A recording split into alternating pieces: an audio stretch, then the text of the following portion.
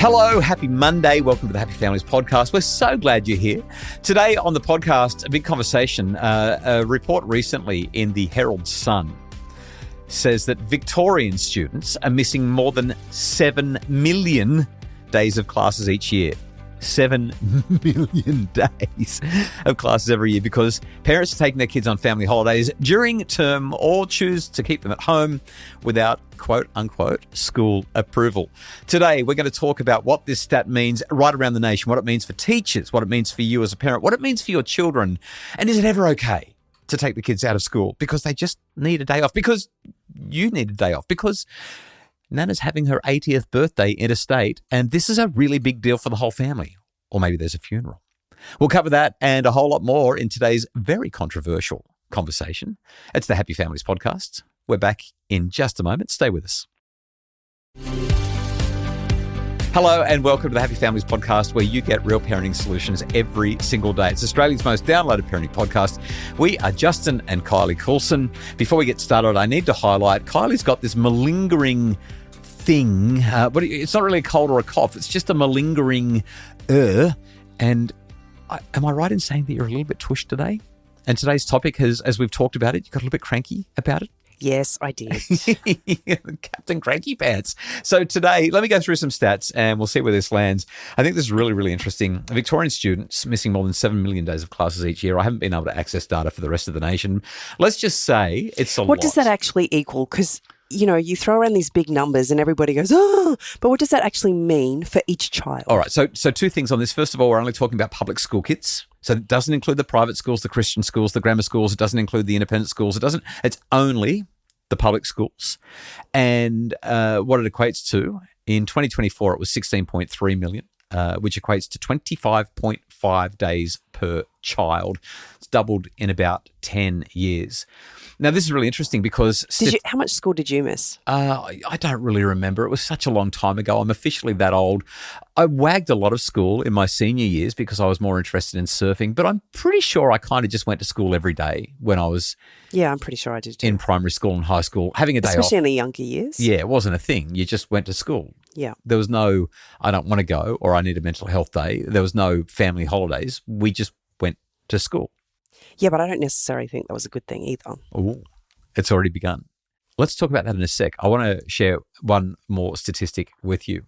According to the public education system, most schools consider an attendance rate below 90% to be poor. That is 20 missed school days per year. So 90%, that's 1 in 10. You miss 1 in 10, that's poor. That's if you miss 1 day per fortnight, you are in the poor category of school attendance. But didn't you say the average kid was losing like 25 days? So that's 25.5. Yeah.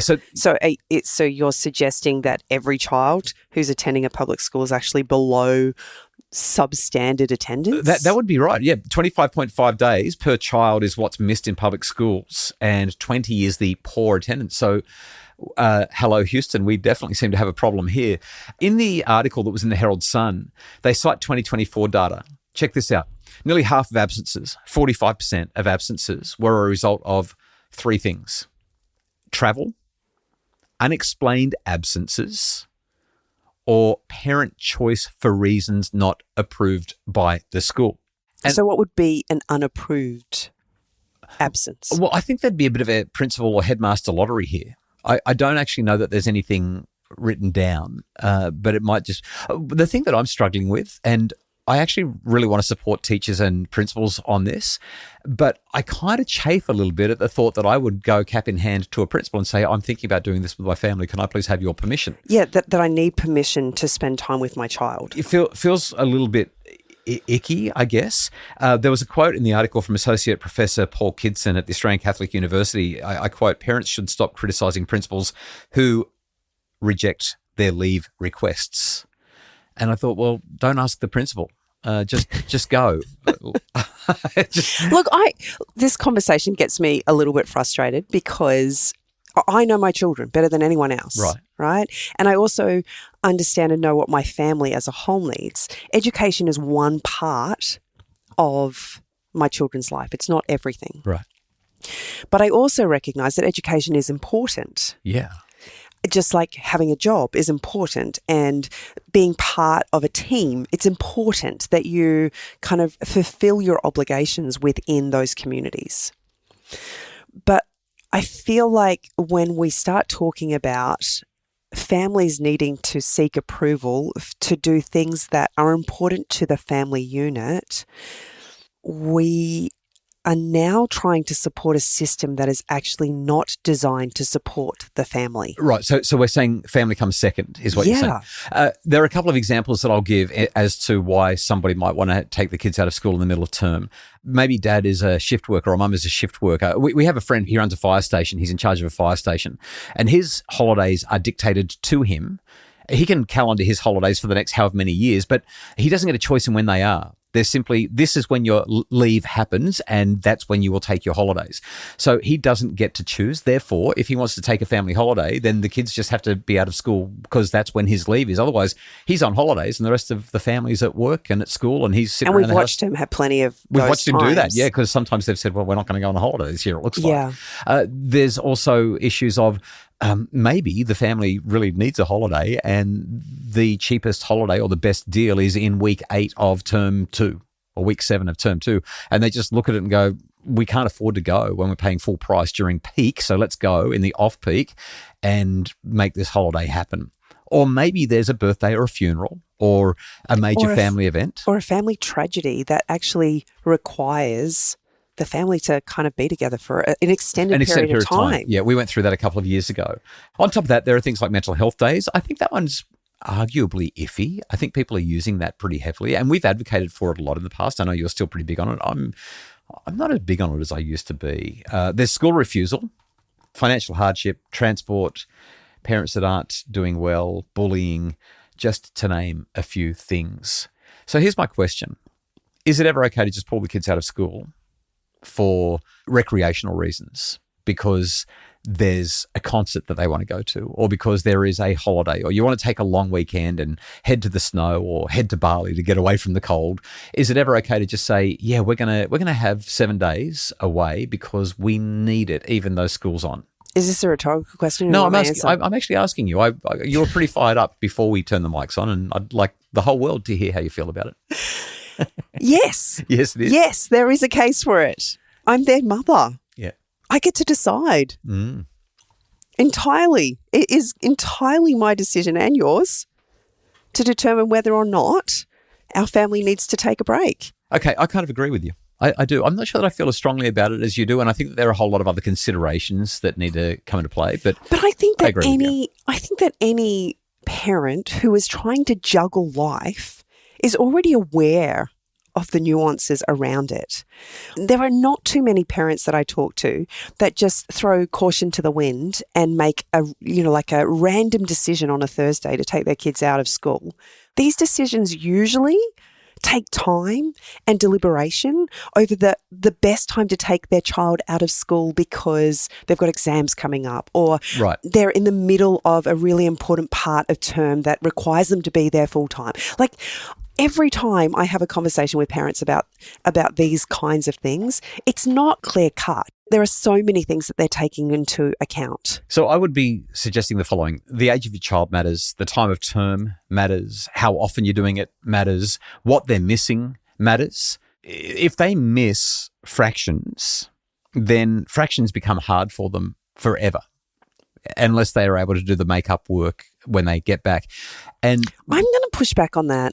When you understand and know the kind of the programming and the way things are structured in learning, kids are relearning the same thing in a school system over and over and over and over again. Well, that kind of stomps on my next point, and that is that if you're a teacher and you have to keep on teaching the same thing over and over again because kids are away. That's the curriculum. That's the way it's designed. Okay. Well, after the break, let's talk about why there's been such a surge in the last 10 years of parents taking their kids out of school for a whole lot of non-approved reasons and what we need to take into account if we want to get this right. Stay with us.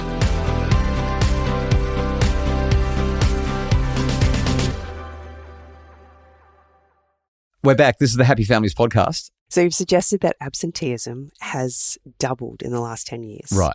And we've acknowledged that when you and I went to school, it was just the done thing. Like Everyone parents went to school. Yep. parents just send their kids to school.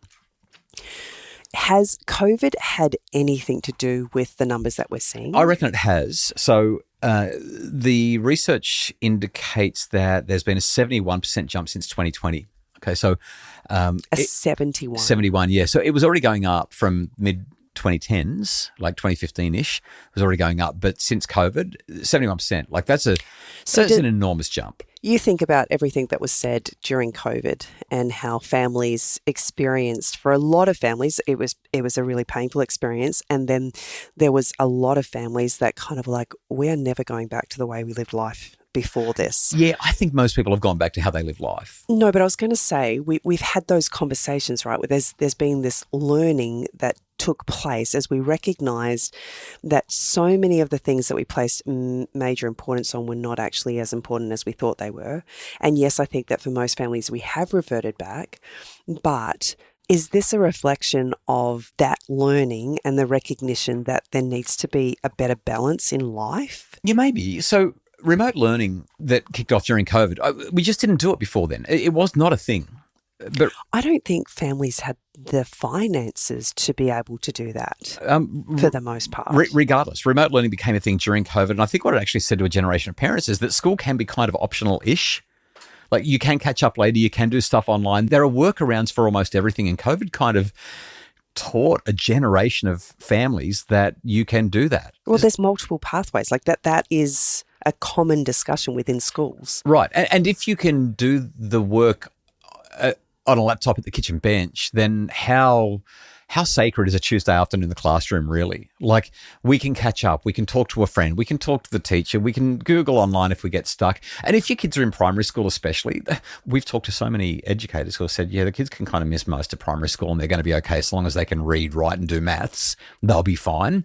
Now, I'm not diminishing the importance of school. I'm not saying education doesn't matter. It obviously does.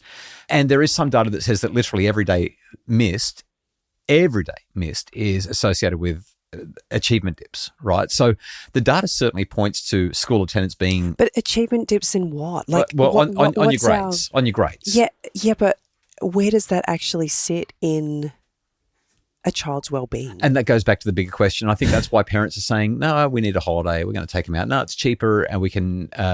we should go on the holiday in week 6. That's when it works because that's when we can get time off. That's when it's off peak, so we don't have to pay as much. And I think that's kind of what's really going on in this data. So what's the take-home message here? Because we need to wrap it up. I don't know that there is a really strong one that we can advocate without making half the world hate us, anyone in education. But Kylie's suggestion, I'm going to just put you're putting this all on me. You. Kylie's suggestion is if you need to have some time off, if you want to take the kids out of school, do it. Am I reading that right? Is that what you're saying? You're reading that right. I'll own it. Oh, right. Okay. And I'm kind of right there beside you because if you're going on holiday, I need to go with you. Well, I need your credit card at least. What do you reckon? We're going to post about this on social media and share our thoughts there. We'd love for you to jump onto our Facebook and Instagram page and tell us what you think. Right or wrong? Should we or shouldn't we? Does school attendance matter that much? Is it okay to have a term time holiday? Let us know on socials. The Happy Families podcast is produced by Justin Rulon for Bridge Media with Mim Hammonds providing our additional admin support. If you'd like more info to make your family happier, visit us at happyfamilies.com.au. Tomorrow on the pod, we answer a tricky question about what to do when your kiddos have no friends in the neighbourhood, all the other kids are excluding them. And later in the week, a conversation with scholar Nicholas Epley about how we've become a little less social and how his research shows that if we could become a little more social, it would make a huge difference in our lives and the lives of our kids. Back tomorrow. Talk to you then.